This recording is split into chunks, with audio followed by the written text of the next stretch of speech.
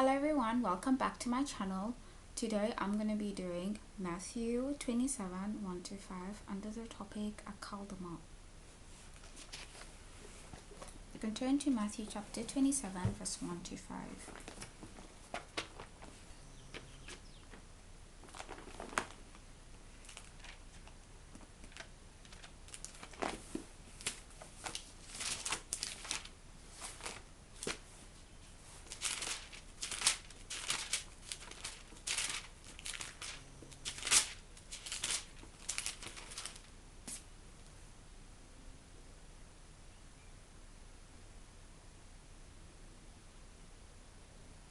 Matthew 27 verse 1 to 5.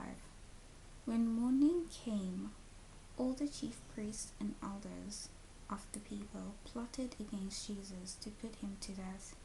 And when they had bound him, they led him away and delivered him to Pontius Pilate the governor.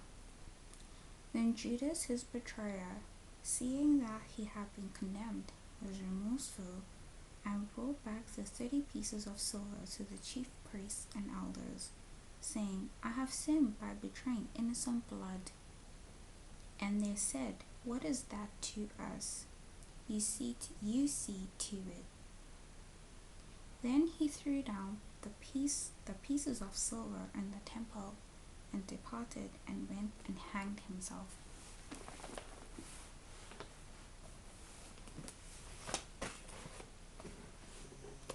In Matthew 27, 1 to 5, you can see that the first thing that is spoken about here is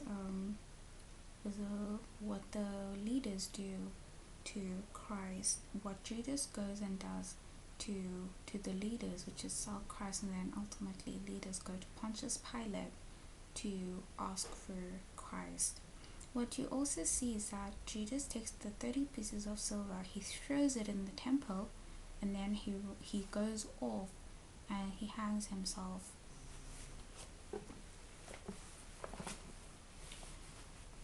It is a binding off period, as you see that Christ was bound by these chief priests.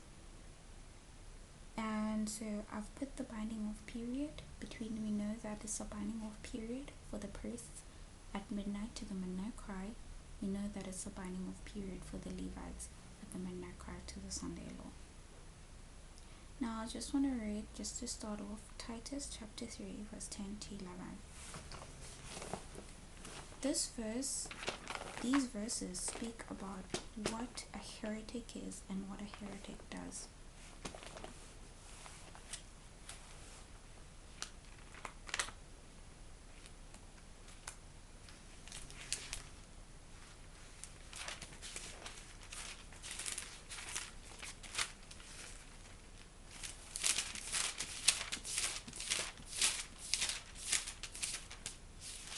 It's Titus chapter 3 verse 10 to 11. Verse 10. Verse 10. Reject a divisive man after the first and second admonition.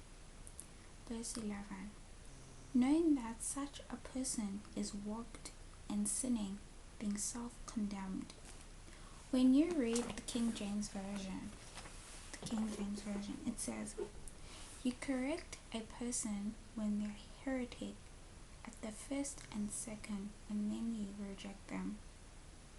And then at the third, obviously after you've rejected them, they are subverted, they sinneth, they condemned of themselves. So they're subverted, they sin, and they condemn themselves. I just want to read it from the King James Version.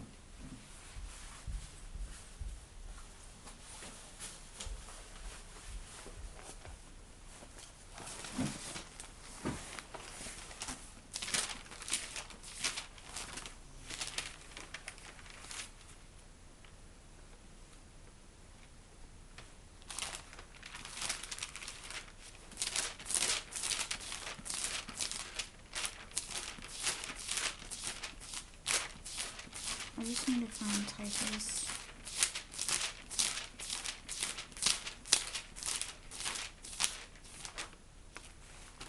In my just be before James and after. Let me check after. It's Jude. Where is Titus? I found it so easily in this book.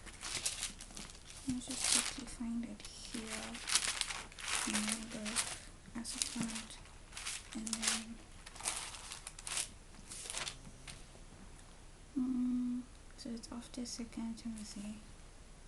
So it's Thessalonians and Jude. So it's Philemon, the Hebrews. So Hebrews, Philemon, Titus coming up. Here we go. So Titus chapter 3 verse 10 and 11. It reads, "A man that is a heretic after the first and second admonition reject, knowing that he that is such is subverted and sinneth, and being condemned of himself." So that's the King James Version. When you look on the line, you can see these three things that happened to this man on the 11th verse.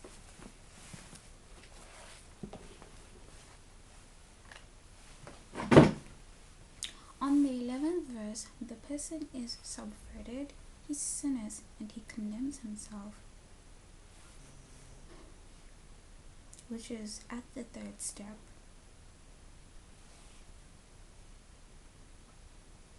If you look into my studies, I think I've already posted the study on 666, which is the times of the day, being either midday, morning. You might understand what I mean when I'm talking about morning.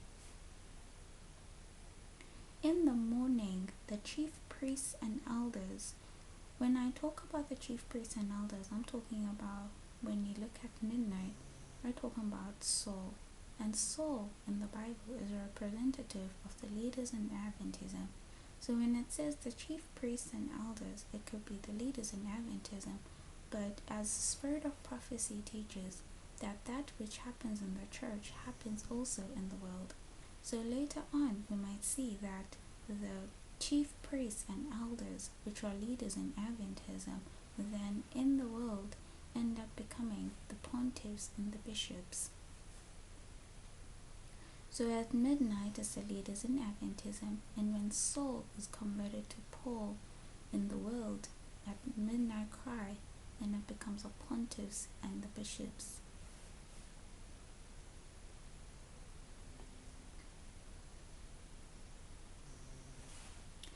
In the morning, in our timeline, which is a timeline of the world, from 2025 to 2030, and in this period, the chief priests and the elders of the church take counsel against Jesus.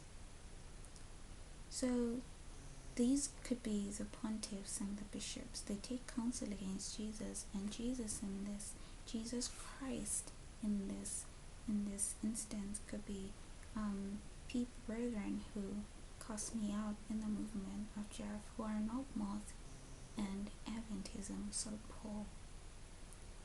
They take counsel against him, which is against Jeff's movement. So those people are left behind in the movement. They take counsel to put him to death. So this could mean to remove his influence in the world, and it could also mean to remove their and restrict their evangelist activities in the world. So for Paul's out and he wants to evangelize, whereas in Jeff's movement, they just want to have influence in the world as they share their studies of their upcoming studies that are not necessarily studies coming from the moth. Well, it could be coming from the moth, but as I know it from 2020, they rejected my messages of Islam before the events transpired, and when they did happen, I'm not sure yet if whether or not they do accept them now. So the studies that they could be coming up with are studies that have to do with going back to Adventism to teach Adventism about a specific truth that they should know from the prophetic word. And Adventism at this point wants to go out into the world to teach the world about Christ and evangelize to people in the world. So Christ is bound. You see that there's a binding off period for the priests in the midnight, so 2021 to 2024, and there's a binding off period for the Levites 2025, 2030 to the Sunday law, which could be the period of the destruction of Jerusalem in 2040 to 2044.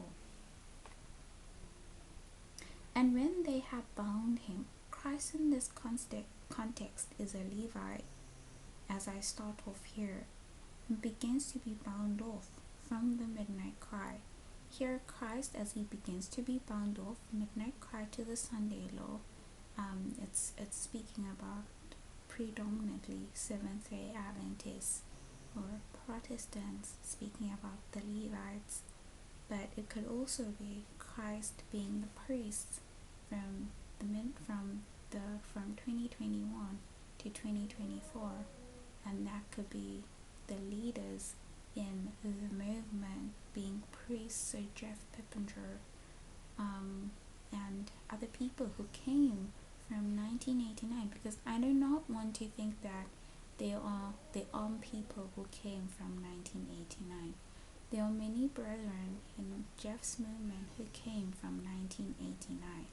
So 1989 to 9/11, and better yet to 2015, because 2015 is a time that the midnight cry message starts coming in with the message of the rebuilding of Jerusalem, the message of Ezra 7:9.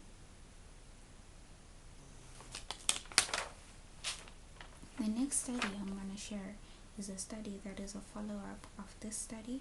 It's a continuation of the study. If you like studies on prophecy, like, subscribe, and hit that notification button. See you in the next study.